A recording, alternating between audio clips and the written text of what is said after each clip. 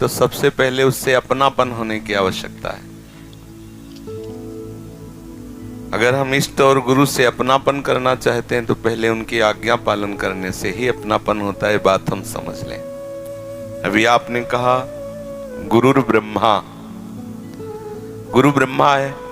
किस बात का ब्रह्मा है वो? उसे ब्रह्मा क्यों कहा गया?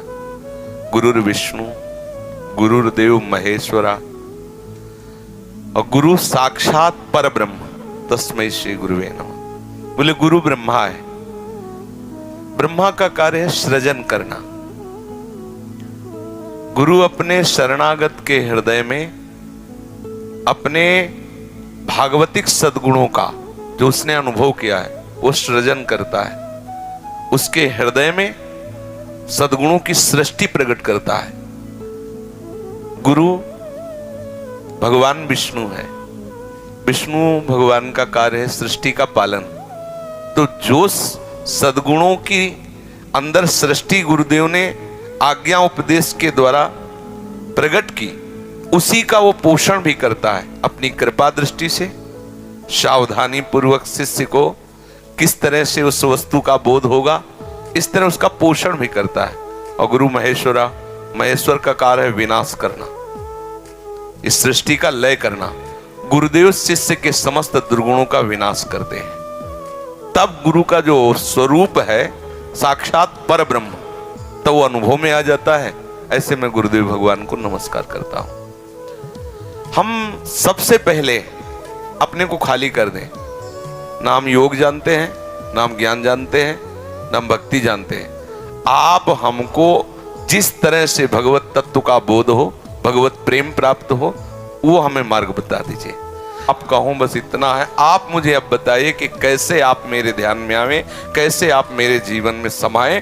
तो वो आपकी स्थिति का परिचय प्राप्त करके फिर वो सृजन करेंगे, फिर वो आपके दुर्गुणों का लय करेंगे, फिर वो आपके सृजन की हुई सद्गुणों का पोषण करेंगे। और इतना अपनापन हो जाएगा कि ध्यान करना नहीं, वो ध्यान में बस जाते हैं।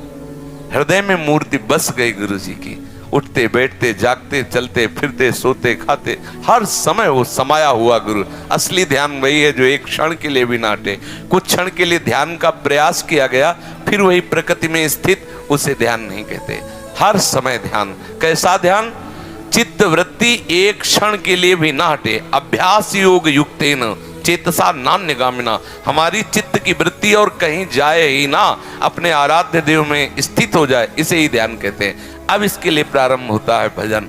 जब तक नाम जप नहीं करोगे, जब तक प्रभु की लीलाओं का श्रवण नहीं करोगे, जब तक प्रभु के चरणों की शरणागति हृदय में नहीं धारण करोगे, तब तक इस मन को परमात्मा तत्व में, गुरु और परमात्मा तत्व दो नहीं एक ही है, उसमें लगाना अत्यंत कठिन है। क्योंकि बहुत समय का मन चिंतन का अभ्यासी है विषय का, वो बार बार विषय में भाग के जाएगा।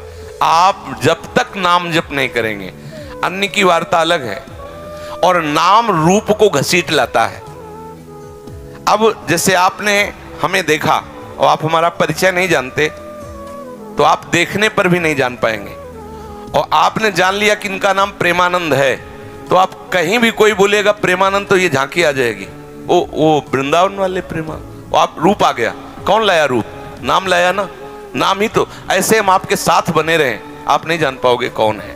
लेकिन परिचय जब हुआ कि ये प्रेमानंद बाबा है वृंदावन, ओह वृंदावन। अब कोई बात करेगा तो आपको ध्यान नहीं करना पड़ेगा, नाम लेते ही ये रूप सामने आ जाएगा। नाम के बिना रूप नहीं, और रूपाशक्ति के बिना ध्यान किसका।